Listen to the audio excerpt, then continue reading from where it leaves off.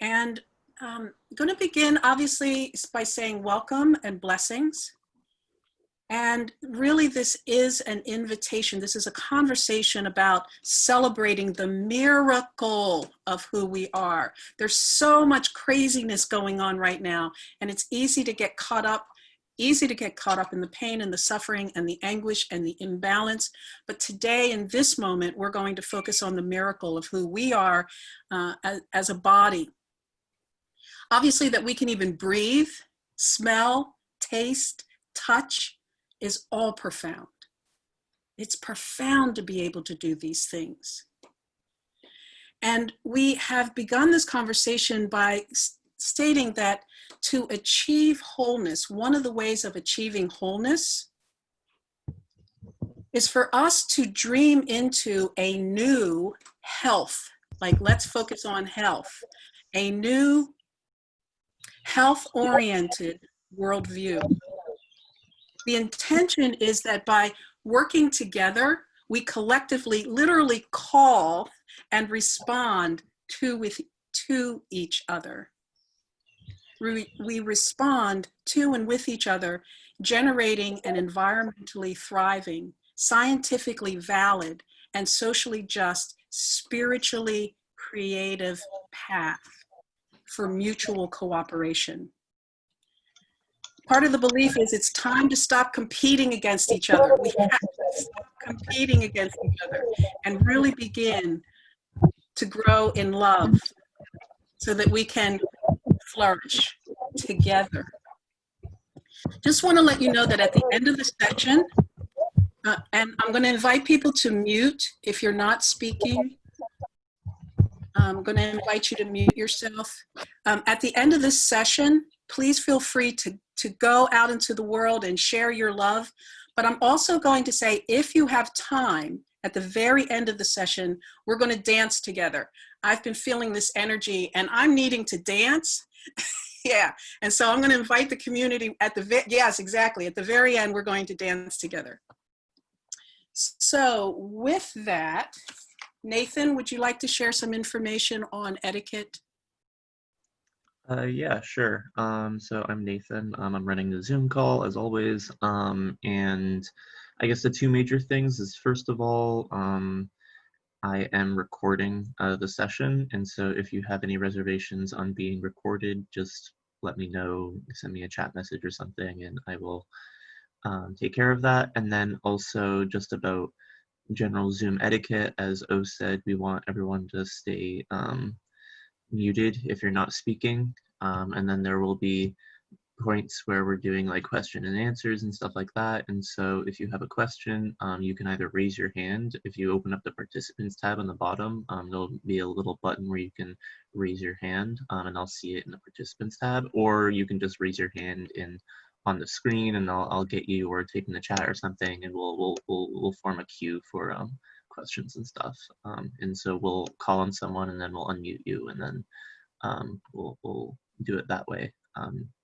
So yeah, also if you haven't already, please put your name in the chat, or just introduce yourself just in general in the chat. You can put your name, the type of seed you have, or any other kind of little info that you want people to know about you. I think that's everything. Thank you, Nathan. Just so that we can get here, we're going to play with this particular moment around centering and grounding and breathing. So I'm going to invite you to get comfortable in your body, whatever that means for you. Allow yourself to feel that you have landed. Yeah, you might want to move a little bit. Yeah, and then I'm going to invite you to do three full, slow, deep breaths at your own pace, in your own time. 3 breaths.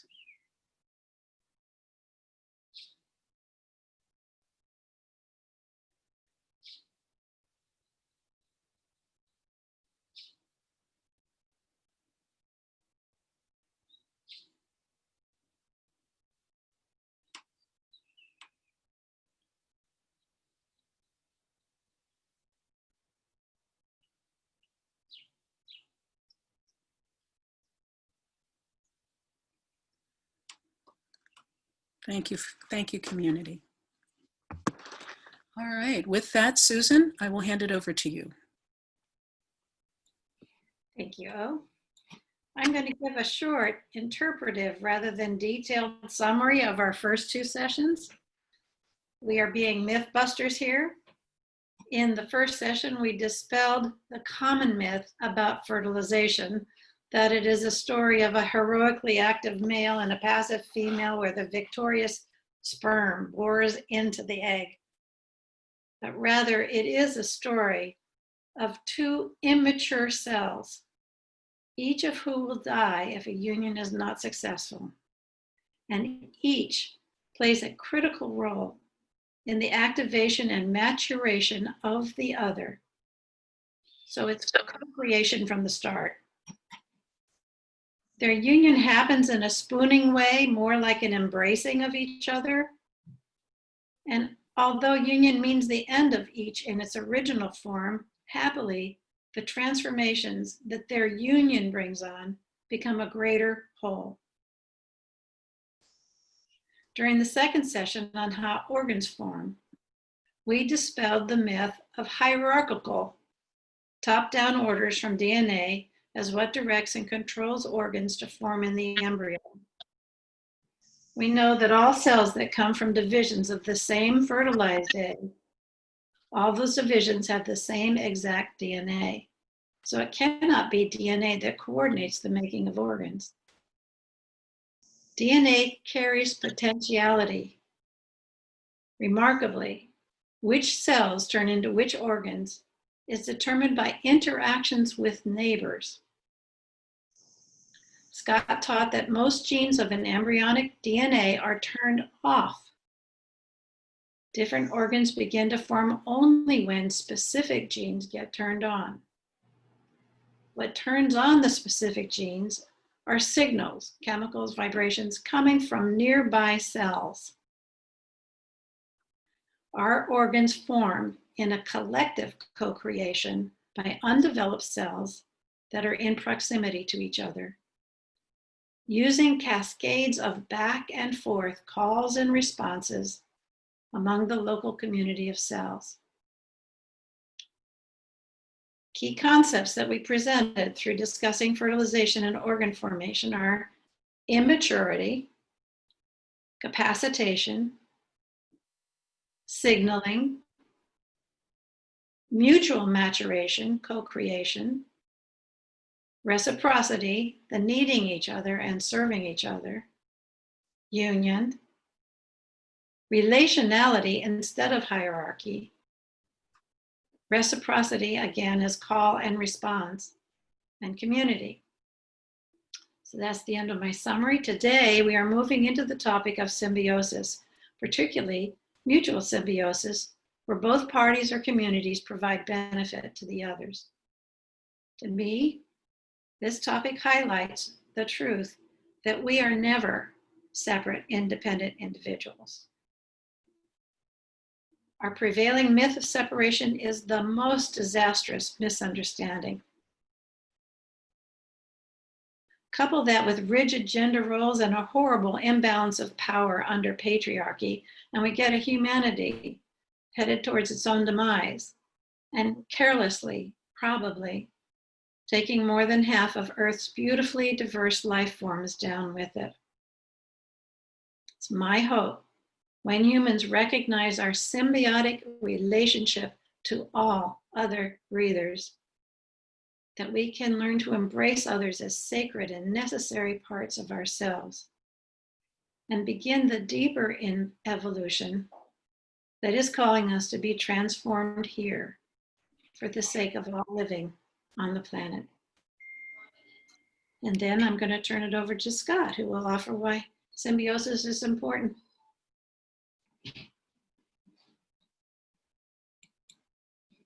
You're muted, Scott. You're muted, dear one. And if anybody would like a copy of that, I can send that to them. Susan, that was really beautiful. Thank you. Nathan, would I be able to have the first slide now? Scott, wait a minute. We're not at that part yet. No, I am. I want Nathan to just show the first slide. Okay, I'm sorry. Yep.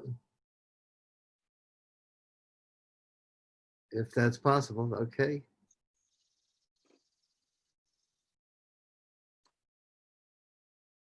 Okay, so this slide is one that I added, which is symbiosis. Why is symbiosis important? Symbiosis is the evolutionary strategy for life on Earth. Usually, we think of competition between individuals as being the evolutionary strategy for life on Earth.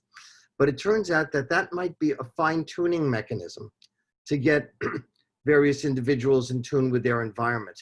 What really acts globally is symbiosis. When we talk about nitrogen in the air, when we talk about oxygen in the air, we're talking about symbioses between animals and plants and bacteria and plants. The usable nitrogen that's in the soil comes from a symbiosis of bacteria and legumes. The ability of plants to grow in most environments depends on their interactions with fungi, with the parts of a fungus which extend the root system.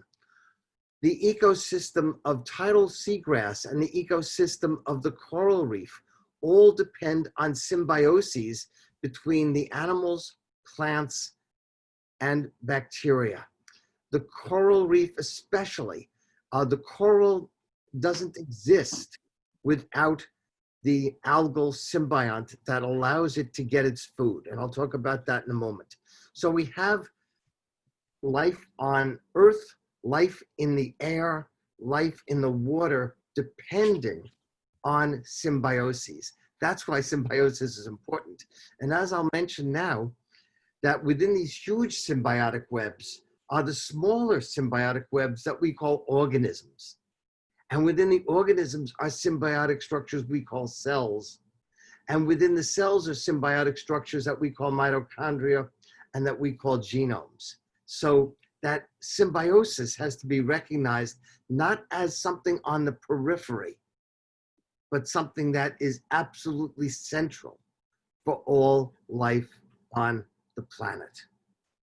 And what I'd like to do now is, is go into the regular talk that I was going to give on how organisms are symbionts. Okay, so Yes. the next slide. And shows Scott, you're going to remind people they don't have to read the slides. They do not have to read the slides. No, You I'll just have to talk. listen to Scott. Okay, basically what I'm going to tell you is something that is both terrifying, awesome, identity challenging, and what I find absolutely beautiful, which is that yes, you are wonderfully and fearfully made, but not in the way we've been told. Each of us is not merely an individual. We are entire biomes. We are functionally dependent and interdependent ecosystems containing hundreds of species. And when I say that you are not only an individual, you are a biome, I'm not talking metaphorically. I'm not talking New Age mysticism. I am talking scientific literalness. We are ecosystems. And if I can have the next slide, I'll be talking about some ones that are so obvious. Like when we talk about a cow, we usually think about a female bovine organism that's eating grass. And what it does, it turns that grass into milk that we drink. Okay, some of us drink. But the cow cannot digest grass. And this is the amazing thing. There is nothing in the cow genome, no gene in the cow genome that makes an enzyme that allows the cow to digest cellulose, pectin, or any of the plant cell wall proteins. That is done not by the cow, but by bacteria in the rumen of the cow. The cow, as the genome of the cow, cannot digest grass. Same with the termite below it. The termite, this termite, Mastotermes darwinensis, is a termite that eats wood, only it can't digest wood. There's nothing in the termite genome that allows it to digest wood. The ability to digest lignocellulose and other wood products are done by the bacteria and the microbes shown to the right of the termite here. And last, we have coral, the basis for the reef ecosystem. Now, the coral on the left is alive. It's green-blue. The coral on the right is bleached. It's white. It doesn't have its symbionts. The symbiont in the case of coral is an algae, and this algae undergoes photosynthesis. 95% of the sugars made by the algae are given to the coral. The coral cannot survive without this algae, which lives inside its cells. So we call all of us, every organism is a holobiont. It's the animal plus its persistent microbial communities. This is a new appreciation of what an organism is. It's not only that which we get from the fertilized egg, which we talked about for the past 2 sessions. It's not only that, half the human cells, half the cells of the human body come from microbes. And those microbes are not only helping us to digest our food, they're helping us to make our organs. So the next slide shows that we are ecosystems. About 50% of our cells are microbial, about 160 species per person. And these species differ in our airways, in our skin, in our reproductive orifices, in our intestines, in our mouth. We have dozens of ecosystems on our body, different types of ecosystems. Each pore of your skin is an ecosystem. So we are not only individuals, we are biomes. Now, if I can have the next slide, I wanted to talk about the fact, how do we get these ecosystems? How do we get to be a biome? Well, in the embryo, we don't have bacteria. We get our bacteria at the moment of birth. As we pass through the birth canal, our amnion has broken, we're passing through the birth canal, and the bacteria that are in the mother's gut and in the mother's birth canal come into our body. Not only do they come into our body, they have changed. The bacteria that are in the mother's birth canal and in the gut have changed during the last trimester of pregnancy to being a certain type of bacteria, that which will help us. And when we're born, the mother gives us milk. And in that milk, there are 2 sets of nutrients. One set of nutrients is for the baby. That's kind of obvious. We feed the baby. But another set of nutrients is not for the baby. That set of nutrients is for a type of bacteria called bifidobacteria, which we want to thrive. We want to survive inside the baby's gut because that bacteria makes the conditions for other bacteria to survive in the gut. We're making the gut ecosystem. So as the baby is born, it picks up bacteria from the mother. Then the mother feeds the bacteria that are needed for the body to grow, for the bacteria to grow to make our body. And these bacteria are important bacteria. One of the things they do, if I have the next slide, and they do hundreds of things, so I'm only going to talk about a few. The microbes regulate the maturation of the nerves in our gut.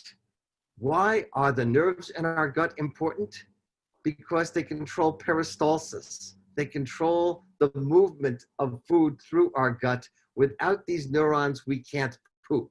These are important neurons. These are the neurons that allow digestion to take place. And the microbes, one of the first things they do is they mature these neurons. They tell the gut to make serotonin. The serotonin then matures the neurons. And so now we can actually poop. What are the other things they do? If I can have the next slide, is they actually cause the formation of the intestines in the gut. Without the microbes, the intestines form very poorly. I'm sorry, the capillaries of the intestine form very poorly. These are the capillaries that take the food to the rest of the body. These are important capillaries to have. Without the microbes, you have capillaries that are on the left side of the slide. With the microbes, you have capillaries in green that are on the right side of the slide. The microbes actually tell the gut cells to make a chemical called angiogenin-4, which they secrete. And the angiogenin-4 tells the cells on the outside of the intestine, make the capillaries. So the microbes are causing the guts to mature. They're causing the capillary blood vessels to mature. And the next slide shows you something really weird. They're telling the brain to mature. The brain is actually affected by the gut microbes. And this is that quotation I have over here. During evolution, the colonization of gut microbiota has become integrated into the programming of brain development, affecting motor control and anxiety-like behavior. NGF1A and BDNF are two chemicals involved in learning, involved in brain plasticity, the ability of the brain to plan, the ability of the brain to think. These chemicals are matured by the microbes. The microbes are important. In mice, the microbes are important for behaviors. I can have the next slide. Okay, what we see here on the left-hand graph is sociability. Does a mouse like to be in a cage with another mouse, or does a mouse like to be alone? Normal mice like to be in cages with other mice. Mice without microbes do not want to be in cages with other mice. They'd rather be alone. However, if you put the microbes back, you get in the green there, in the left-hand graph, you get them being with other mice. So that sociability is controlled by the presence of microbes. So is self-grooming, which is the opposite of sociability. How much time does the mouse spend grooming itself? Usual mice don't spend much time grooming themselves. If you have mice without microbes, they spend a lot of time grooming themselves. If you add the microbes back, they go back to what's normal. So they have behavioral anomalies. They have a decreased sociability syndrome. Maybe it's like autism, maybe it isn't, but it has some similarities.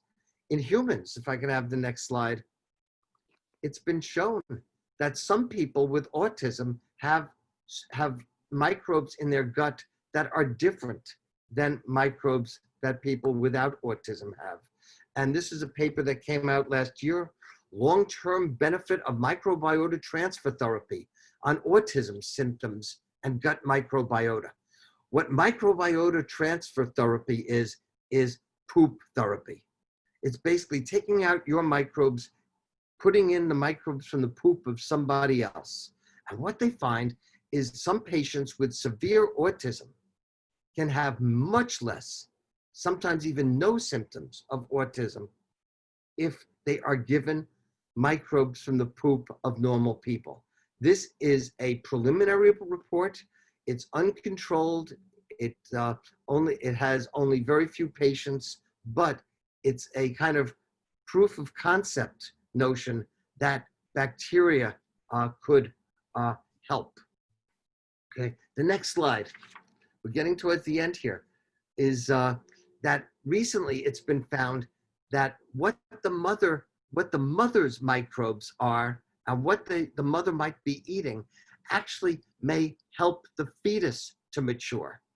That certain neural cells and certain pancreatic cells need material, need chemicals from the mother's microbes in order to function normally later in development. The next slide. The immune system. The immune system we usually think as being that which protects us from microbes, but early in development, those microbes that we get from our mother, they help make the immune system. Okay, and if I have the next slide, I know I'm running out of time here. The mother's milk actually changes the immune system to attack certain bacteria. The mother's milk allows the maturation of certain bacteria and allows the propagation of certain bacteria. And these bacteria induce the immune system, and they tell the immune system to make cells against that will attack the bad bacteria, the unhealthy bacteria. Okay, next slide.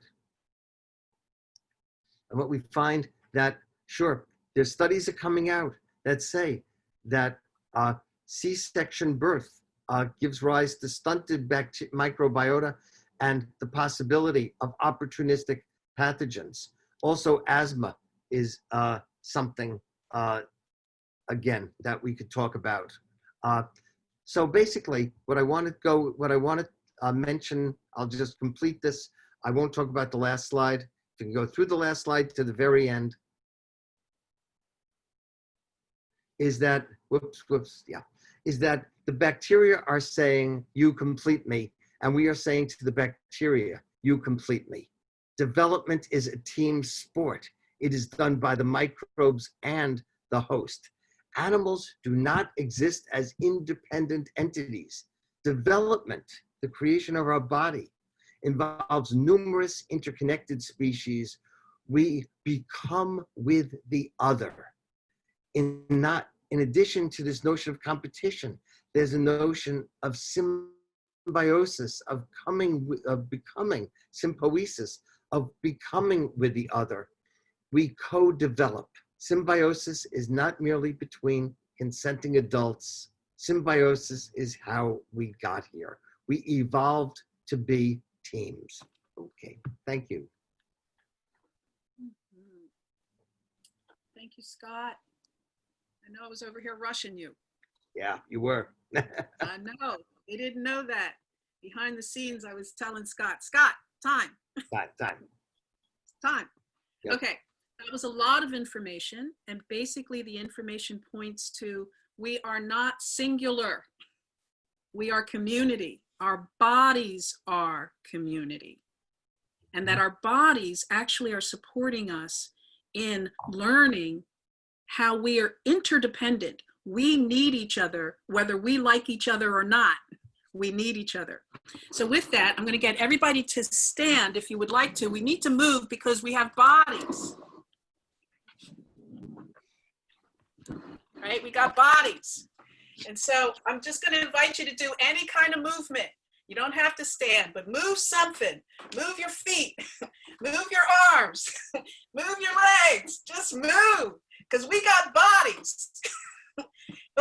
And make some sounds. Make sounds.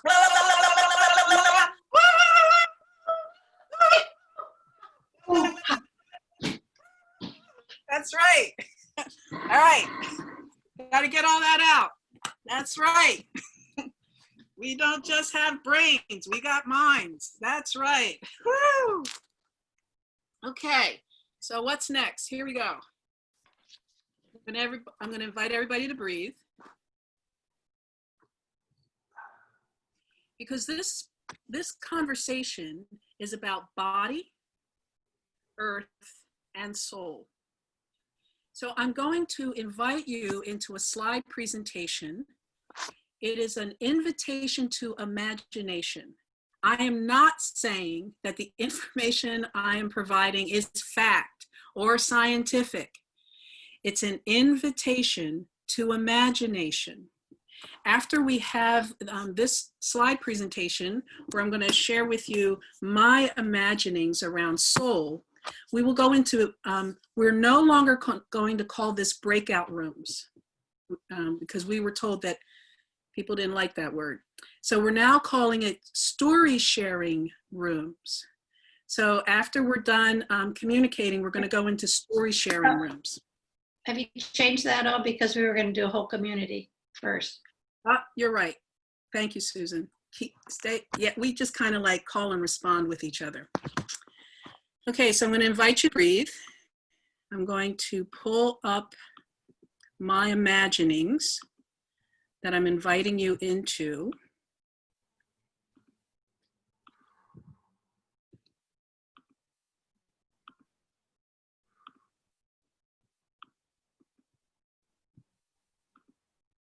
learning. Okay, here we go.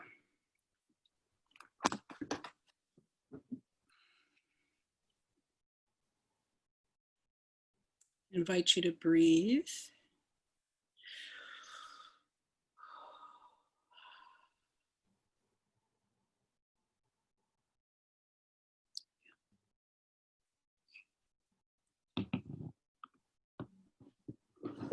So I'm going to begin with darkness. And one of the reasons why I'm beginning with darkness is because we're told that the universe in and of itself actually has more darkness than it has light. And so this particular conversation, I had invited you to bring seeds. And so I asked if you could please make sure that your name and the seed that you brought with you is in the chat. The seed that I'm going to be sharing with you is called a rain tree. It looks like a peppercorn. It's actually a rain tree seed. The truth of the matter is I happen to love seeds. I love them. I think they are amazing. We have prickly seeds. We have seeds that actually, in some ways, look like butterfly wings. We have seeds that wear hats. But what's really amazing is we have seeds that show up and they give us fruit, and those seeds produce amazing amount of sweetness. I love seeds. What's also amazing about seeds is they come in all different sizes, they come in all different shapes, and they come in all different colors. Kind of like people, some prickly and different sizes, shapes, colors, and some even wear hats. So I invited you to bring a seed, and I'm going to again ask that you hold your seed. And as you're holding your seed, I'm going to invite your imagination out. I want you to examine and really look at the structure and the form of the seed that you chose. Look at its structure, feel its structure. And as you're looking at the structure, I'm also inviting you to imagine all. Really use your imagination. Imagine all of the systems that are actually embedded in this little seed or big seed. As you're looking at your seed, I want you to also play with the concept with and explore the concept with in. Yep, I love seeds. Yay, seeds.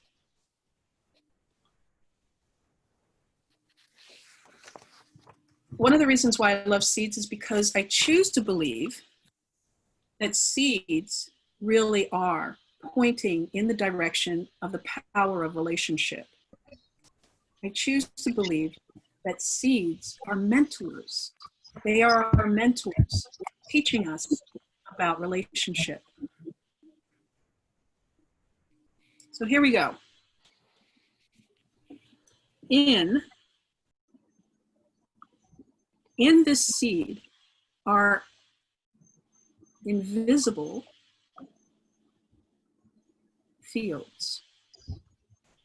I choose to believe that within this seed are these invisible fields, and the invisible fields of creation.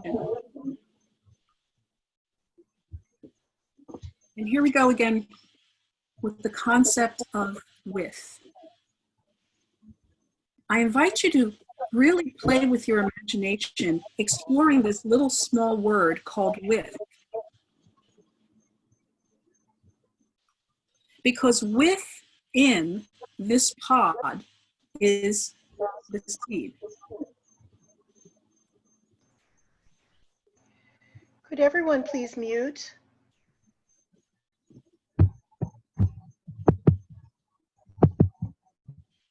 Okay, thank you.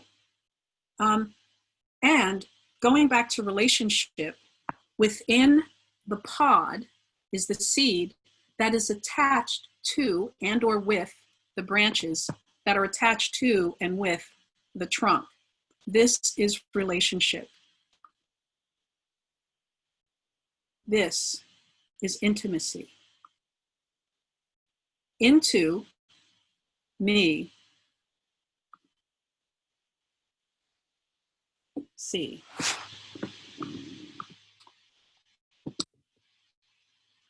Billions and billions of years of cell-to-cell communication, electrons, protons, neutrons, all communicating and dancing together. Inside of this seed is this behemoth of a tree. I want to talk about economical. I believe this is intimacy.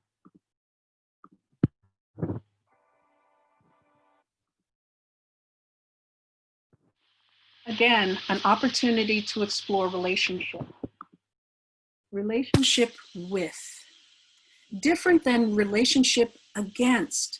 We're so used to practicing the art of relationship against other.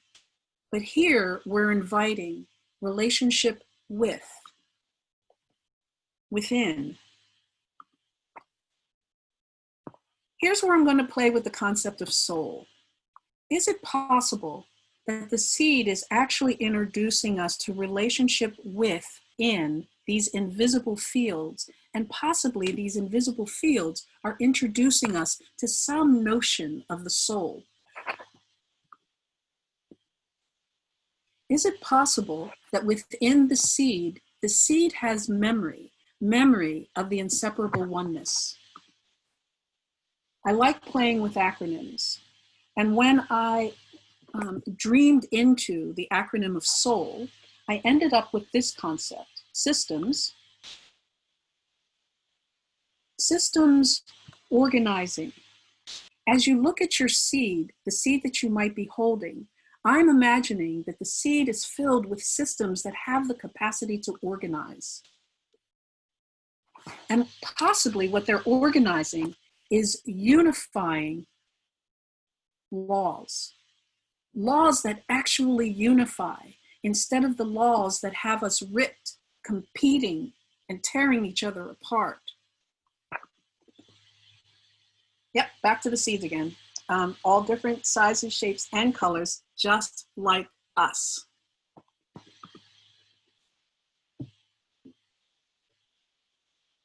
Is it possible that the seed really is supporting us in understanding relationship within the inseparable oneness of soul?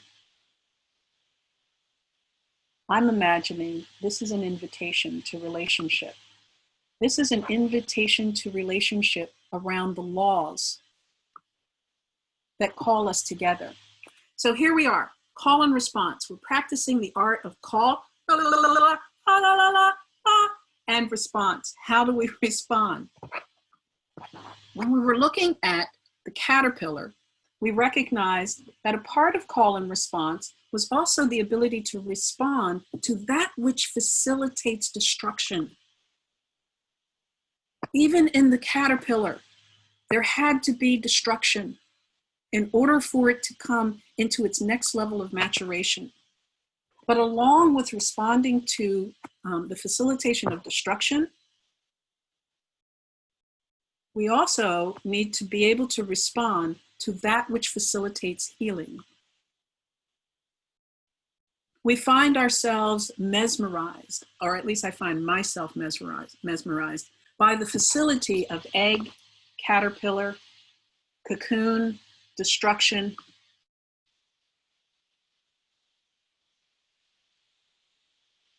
and magnificent beauty.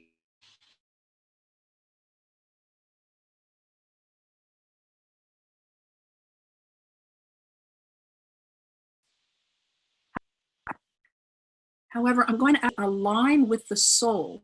We actually have the capacity to create beauty.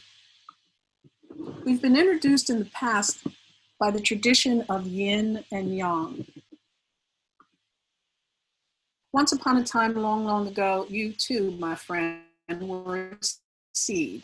When you were a seed, you were kind of called the seed of maybe egg. Inside of this egg, going back to the in-ness, in the yin and yang, that is known as yin, in. Relationship. This is all relationality. It is the relationship with in.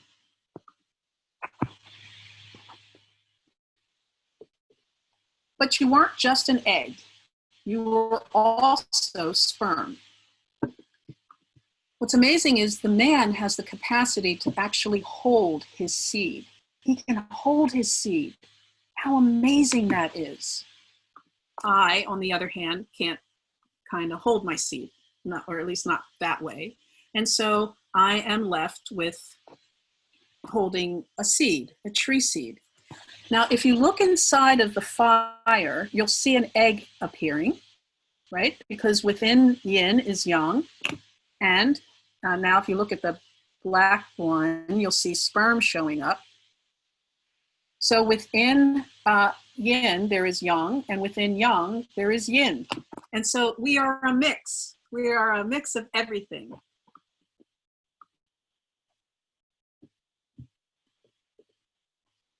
So here we go.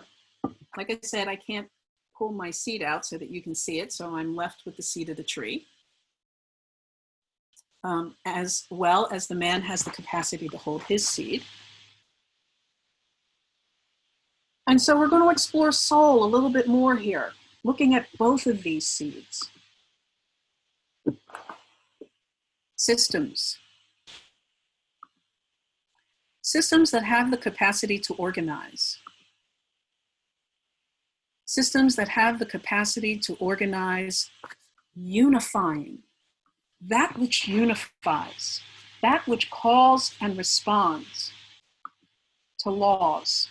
Laws, not just any laws, because most of the laws I have been forced into actually are bringing me to my demise. Most of the laws that have been set up have us competing against each other, hurting each other, harming each other. But I would like to suggest in the invisible fields, there are other sets of laws that hopefully we as a community will discover together. And I don't know what they are. I'm kind of leaning in with you that we're going to discover this together. And is it possible that these laws are speaking from the inseparable oneness? So yes, once upon a time, you were an egg. And I would like to suggest you were engaging, extremely engaging. And you were engaging with seeds of the inseparable oneness, engaging with seeds of the inseparable oneness. Yes, both egg and sperm engaging. However, they don't just come together by themselves. They need form. And we are the form that often, well, 7 billion times at least, came together. And our physical eyes are not capable of seeing the frequencies, the vibrations, the electrons, the protons, the neutrons, the community orchestrated in order to bring the sperm and the egg forward. This is out of relationship. This is a relationship that gives birth to itself. This is relationship. It is a relationship that gives birth to itself. This is relationship. It is relationship that gives birth to itself. Is it possible that each and every single one of us, including the animals, including the trees, including the water, is all relationship giving birth to itself? Is it possible that this is relationship in engagement, giving birth to itself out of the inseparable oneness? This is engagement. This is the universe. This is us. The invisible We all are organized. Our hearts have been organized. It is the organ of the heart. Our lungs have been organized. It is the organ of the lungs. We are well organized. We are amazingly organized. With, in, the inseparable oneness. You see, we are the invisible made visible. We come as electrons, protons, neutrons, photons, quarks, and strings. We come in color. Can't even see with our naked eyes. We come as blessing. Is it possible that we are organized with gifts and talents to bring as blessing from the earth? For we are made of the same elements of the earth. We come from a sisterhood. We come from a sisterhood of women who have birthed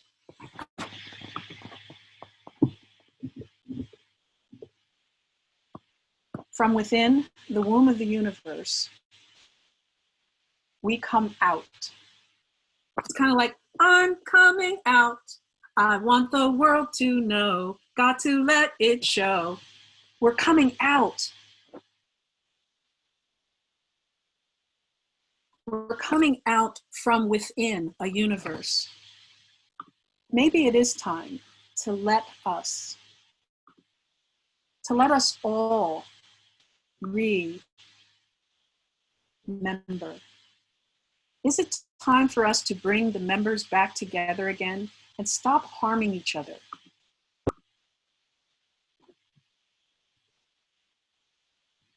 We are relationship, and we are a gift. We are a relationship and a gift of emergence. We are a relationship and a gift of emergence within, possibly, the inseparable oneness.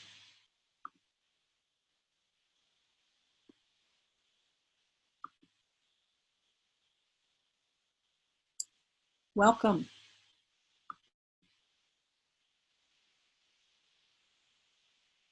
Welcome home.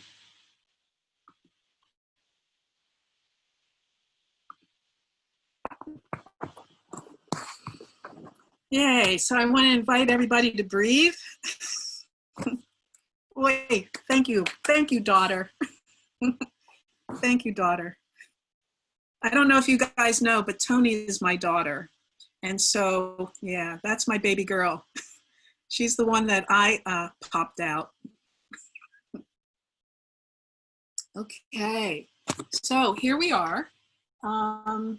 Thank you for allowing me to share my heart and my soul and my seeds with you today. Susan, I think you're going to, who's bringing us next? I'm bringing us into a time of community sharing. We had scheduled a little more time, but we are out of time. So I'm going to just allow for maybe a couple of comments or questions or sharings from two of you. And if you'd like to share, you can either in the participants section, raise your hand, or just visibly raise your hand, and Nathan will look for raise hands. He has to scroll through screens to see them. And then unmute yourself if he said your name. And if nobody wants to go now, then we will move into the story sharing groups. Did I see a hand from Amy? Did you? Amy, unmute yourself. You're muted, Amy. Okay, I just, thank you so much. I'm just reminded of when I first heard the New Universe story 20 years ago, which, you know, evolved from the Big Bang, but uses different words like the Great Flaring Forth, and how I, at that time, understood how this understanding from a more scientific point of view just confirmed all the spiritual understandings that I've had, and that actually undergird all of the best of the religions and spiritual seeking. And this is the micro. It's like the polar opposite of that, except it's all the same. It's like from the micro point of view, the exact same thing is true. And it's like, OMG, this is like, yeah. So thank you.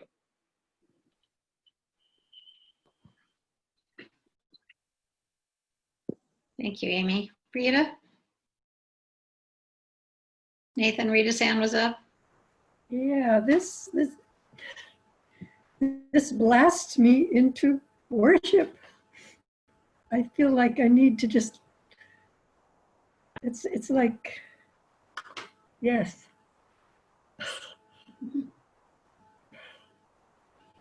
It's happened to me before, and this is just like on steroids. It's just like, woo. It's all there. It's all there. I need to thank Rita.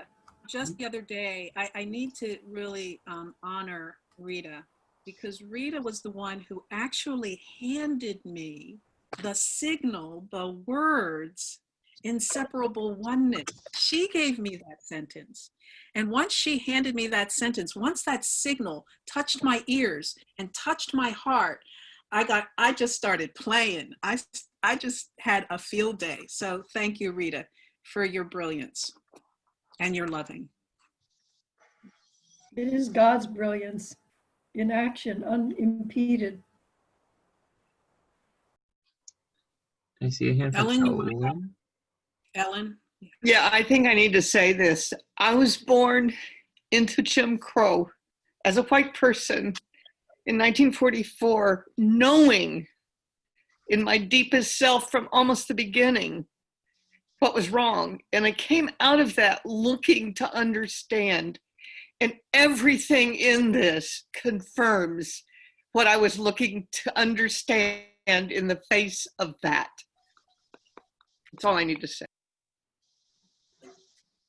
Okay, so if anybody else has something to say, we're going to give you a chance to say it in a smaller group.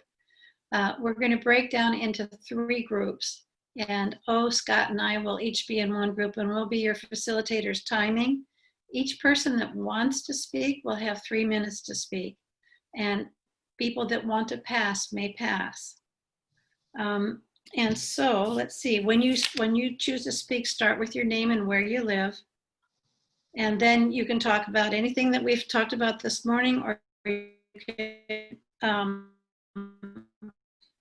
look your seed, and you've planted a hold up and share whatever. We have a question here.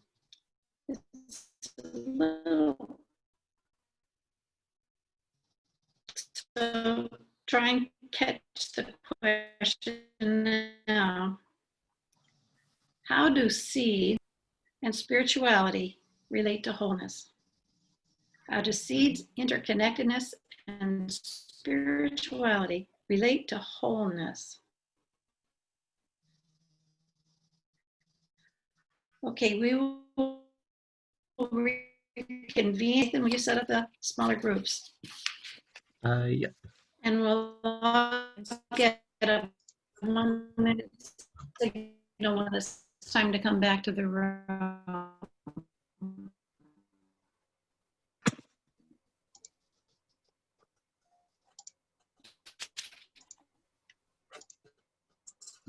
So Scott, Susan, and I, we need to remember that we're going to do the talk. We will be the timers. So Please And then repeat she the three has words again. passed. Seeds, intersectionality, and spirituality. Is that right? Interconnectedness and spirituality. And can that be typed in the chat by any chance? Can someone type that in? I'll type it in. Thank you, Susan. Thank you for showing up, community. Feels like a birthday party for me at some level. I feel like, that's right.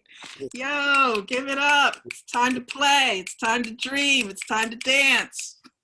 That's right. Ah. Okay, I'm opening all the rooms right now.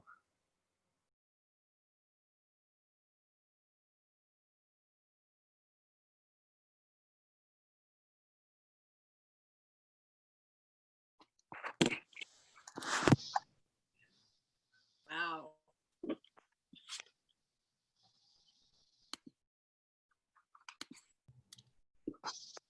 Okay. Oh, we were going to. We're 10 minutes past our timeline, so you get to make up what we're going to do here. First, I want to get everybody to breathe. That's the first step. Yeah, I see some movement. People want to do a little bit of movement, so get some movement in, right? We're doing a lot here. We're doing a lot, and we're doing it together, and that's what matters. We're doing a lot, and we're doing it together. So, let's see, sharing. Well, go ahead, Susan. We only have about 4 minutes to do whole group sharing before we have to do our closing. Okay, so let's have at least one person speak. Something that stood out in your group that you'd like to highlight. Bring forward.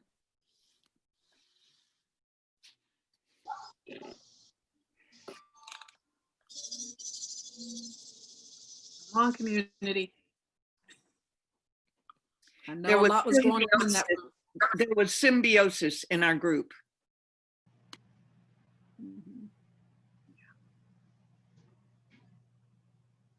Hey, Jackson, good to see you, hon. Do you want to elaborate? Oh, do you want to elaborate on that, Ellen?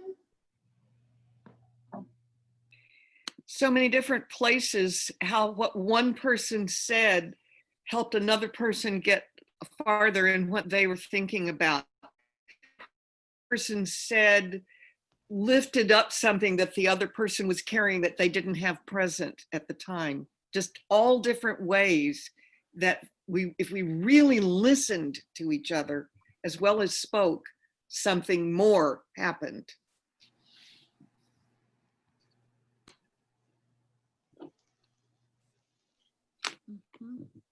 One more person. I was struck, if I may. I was just struck by how it was the intangible, unseen, least defined spaces where people were most articulate and where people seemed to have the most comfort, which I found really surprising because it's contrary to what we're taught in many ways, to fear the unknown.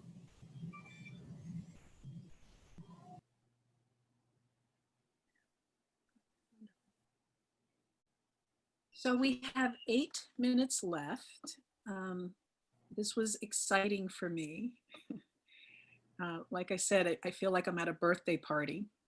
And so what I want to share is this particular format is going to happen every other month instead of once a month, because Susan, Scott, and I really put a lot of ourselves into designing and creating, and I was starting to bite them. I was all on them because I was feeling the pressure, and I don't like pressure. I don't do pressure well. So we decided that we're going to do this format every other month. However, in the other month, so we're still going to be meeting once a month, first Sunday. The other one is going to be more this, what we're doing right now, just open discussion.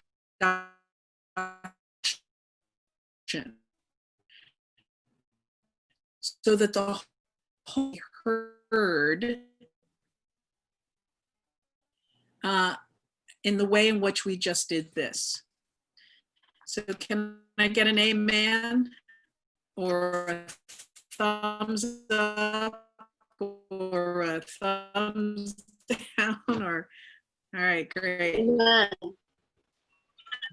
Amen. Okay, because David can tell you, Okay. Nathan's going to copy the chat. Please make sure that if we don't have your email address, I'm imagining we have everybody's, but if we don't, make sure your email address is in there so that we can contact you. Great. So the topic of our next conversation, which will be November 7th, is going to be on Earth as a living holobiont, as Gaia. And we'll also be discussing what constitutes health. We'll send you a link of this recording if you're interested in watching it. Let's see, she's just said that out of the people who responded to our last survey, 50% of them were in favor of having a 2-hour thing, but it seems that everybody on this call is fine with that. So we're not going to do a poll right now. That was that. We've said all of that. Said all that. So we have a Facebook page that we want to post other YouTubes, articles, quotes, and we want you to be able to post those as part of the conversation this community is having. As you come across something that pertains to the conversations we're having here, we'd love to have you, embellish and introduce that to us. So I'm not very much of a Facebook person, but we have a private group set up. And did you find out how they get to that private group? No. And so what we will do is I will have a conversation with Nathan and we will send you an information on how to get onto the Facebook page. Okay, great. So, Okay. yep, poems, quotes, articles, YouTubes, anything that is striking you as important to increasing our understanding, our feeling part of the inseparable oneness, and what we're finding out about the biology of the body, dispelling myths that society has grabbed onto and used to kind of impose hierarchy and patriarchy and some of the things and the human laws that have not been favorable towards life and towards inclusion. So we're each going to close with so Scott, Susan, and I will each close with an appreciation of the community. And then those of you who need to leave, please feel free to go out into the world and share your wisdom and your knowledge and your loving. And those of you who would like to stay behind, we're going to do a little dance together. We're just going to dance into the celebration of what we're up to. Briefly, David, do you have a question? I noticed your hand was up. Are you asking me? Yeah. Yeah, I'd like to reference Carly's question in the chat, and I'm confused, I think. Are we gathering once every 2 months with every alternate meeting being a discussion meeting, or are we gathering? Okay. Oh, you're nodding. So our next presentation, which is not a discussion, will be 4 months from today? No, 2 months.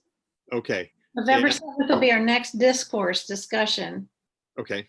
And in October, it'll be a gathering that we'll probably show up to, but yes.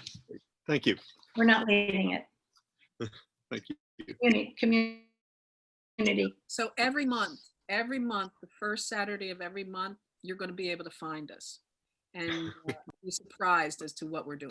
Susan, when you said we're not leading it, there will be some degree of leadership so that we're not chaotic, correct? Are you going to just help us